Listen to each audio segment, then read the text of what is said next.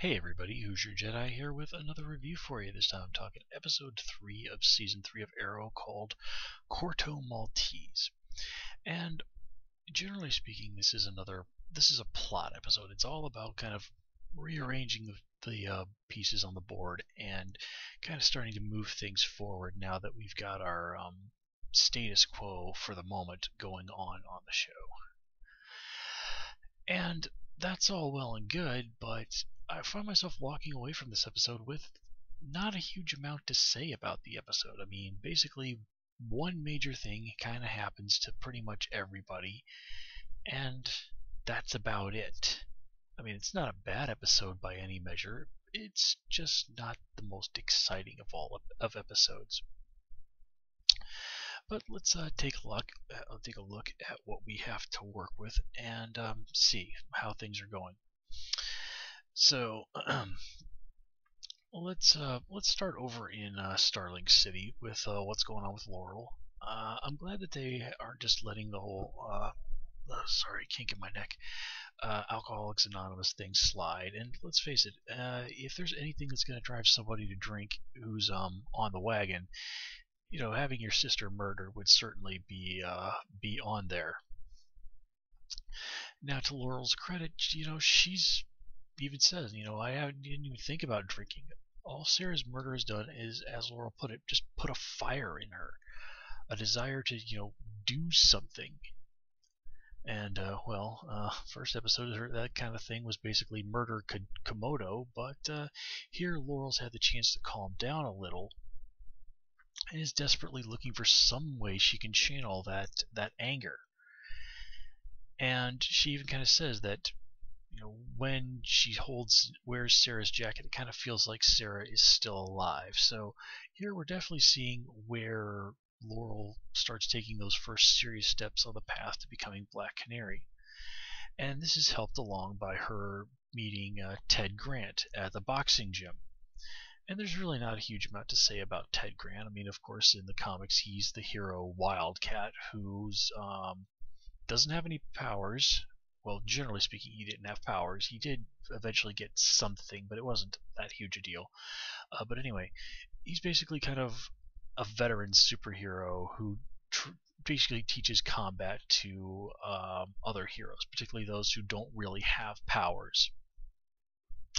And generally speaking, Wildcat's a pretty cool guy. He's really comes across as one of those cool old guy superheroes. Been at this forever, but is still pretty badass. Really, really great mentor for younger heroes. Now, of course, here Laurel and Ted are about the same age, and there's really not much to see about what we've seen. Not much to say about Ted given what we've seen in this episode, other than he just seems to have a knack for seeing through to the heart of people. But he's going to be a good person to sort of mentor Laurel through this whole situation, especially since Oliver has just basically flat out said, yeah, I'm not going to teach you, and well, for good reason. I mean, Oliver cares about Laurel a lot, and Oliver doesn't want to die down there.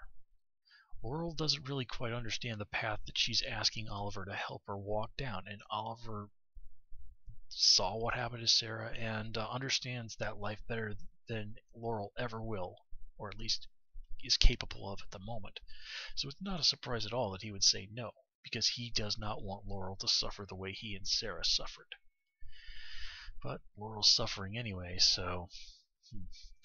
And again, I liked how Quentin sort of stepped up and said, like, look, if I'd love to throw that guy in jail because, him being a wife beater and all, but AA has its rules, and if I don't follow them, then I might end up doing more harm than good. I might help one person, but kind of ruin the lives of others. And, that's a perfectly valid point. But, this is Quentin, so he's kind of getting used to sort of working around the rules for the greater good. And, I thought that was a nice little character moment for him, because there's no way that the Lances could walk away from that situation any further. And let's see. Not a huge amount to say about Lyla, other than she's still an Argus agent, And after everything that happened in Corto Maltese, well, Diggle's really got to be looking at that pretty hard, wondering how in the world can I make this work? The mother of my child is someone who works for someone who I basically know is a bad guy and works for an organization that I don't really trust. But anyway, let's move on down to our friends in Corto Maltese. Now, there's not really a huge amount of nods to the DC universe that I spotted this episode, apart from Mark Shaw, the agent, the Argus agent down there. Now, in the comics, Mark Shaw was the first character in the comics to run around using the name Manhunter. One of the later ones was, of course, Kate Spencer, who ended up, being basically, apart from being a female lawyer, was really nothing like her counterpart here on Arrow. I really know pretty much nothing about the Mark Shaw version of Manhunter, so I got really nothing to say about it. Just that Mark's here on the show. Mark's whole thing of, I want to use this money, sell this information on Argus to get away from Amanda Waller. Well, okay, but I think we've established that Amanda Waller basically sucks, and it's pretty understandable that people would want to get the hell away from her. But again, not really much is done with him beyond that. So, given that Manhunter is a character with a fairly respectable legacy in the comics, I was a little disappointed. I was hoping for more from this guy than what we got. At the end of the day, though, this episode really kind of belongs to Thea, and Willa Holland has been posting stuff on Facebook and Instagram, and Twitter and Instagram and whatnot, showing how much effort she's been putting into getting into shape, and it pays off. That lady is in good shape, and it really shows. So we see a lot of her relationships kind of being at the forefront here. A relationship with Roy, for example. And I really did like how that whole situation with Roy was handled. Roy's like, look, I'm sorry. I screwed up. I know that. Whatever you do, I need to say that. And after a little initial hostility, Thea was pretty cool about it. And I like how Roy said, just kind of came in there, said his piece, and walked off to kind of let Thea make her own decision. And I couldn't help but enjoy the fact that Malcolm popped up right then.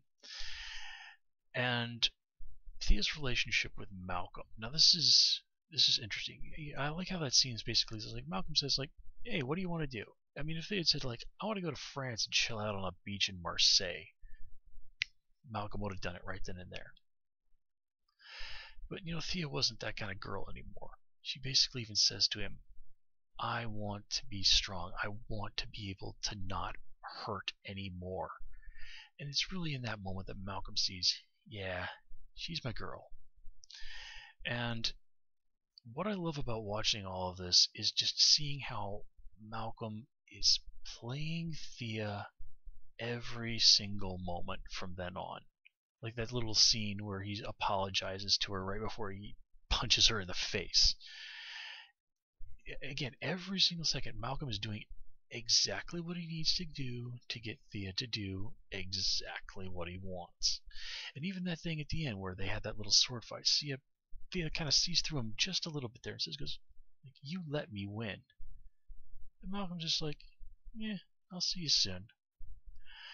So, Malcolm's playing the chess game.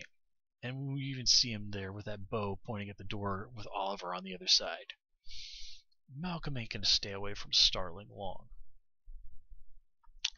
And I have a feeling, just everything we've seen in the preview for next episode, yeah, next episode Oliver finds out Malcolm is alive, and it's going to hit the fan. It's going to be great. But anyway, getting back to things there, though.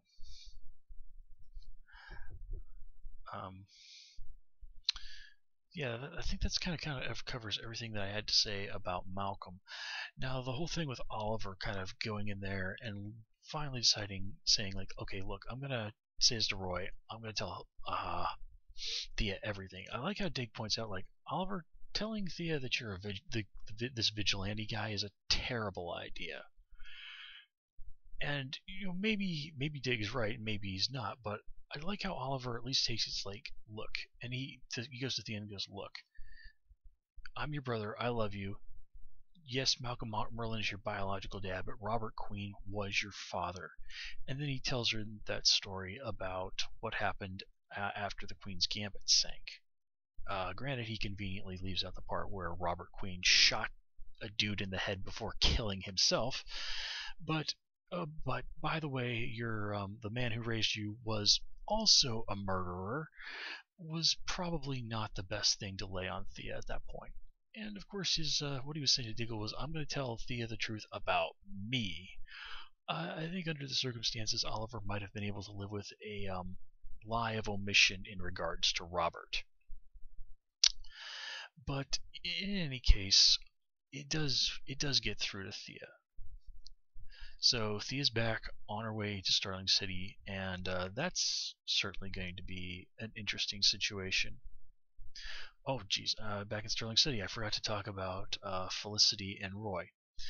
First of all, I love the fact that Felicity's assistant was named Jerry Conroy. That's the name of a really, really famous guy who spent years and years as an artist for Jerry. Jerry Conway spent years and years as a really well-known artist for DC Comics, did a lot of great work. If I remember correctly, he's mostly associated with Superman, but I'm a little rusty on that one. And of course, it was pretty cool that Felicity apparently got Oliver's old office, or the office of somebody really high up there. That was really awesome, and definitely shows how much Ray values her. And of course, we get to see a little bit more Felicity-Ray banter, and it's all very nice and very cute. But we also get to see Ray kind of start picking up that there's more to Felicity than she lets on. And apparently Ray is a really understanding boss, because Felicity is having friends calling her basically asking for illegal favors right in front of her boss, and then she immediately goes, "Oh yeah, I need a few days off."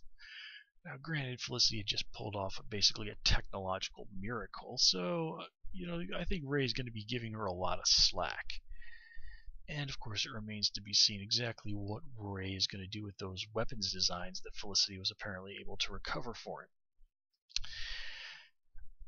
But I think the thing I like most about that scene is where Laurel calls up Felicity and asks for a favor, and then Felicity's like, "Are we friends? Are we friends now?" And she doesn't mean in a mean way. She's just genuinely surprised that Laurel kind of thinks of her enough to come in there and ask for a favor.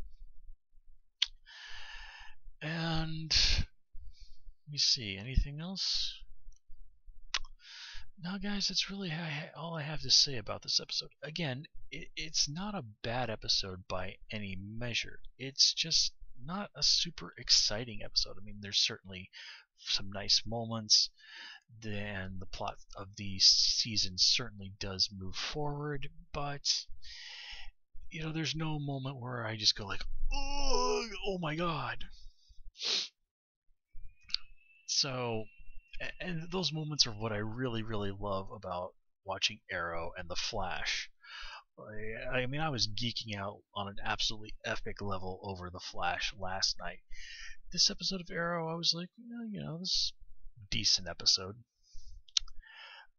Oh, and of course we have Nyssa Al Ghul popping up at the very end, which was cool, but completely and utterly expected.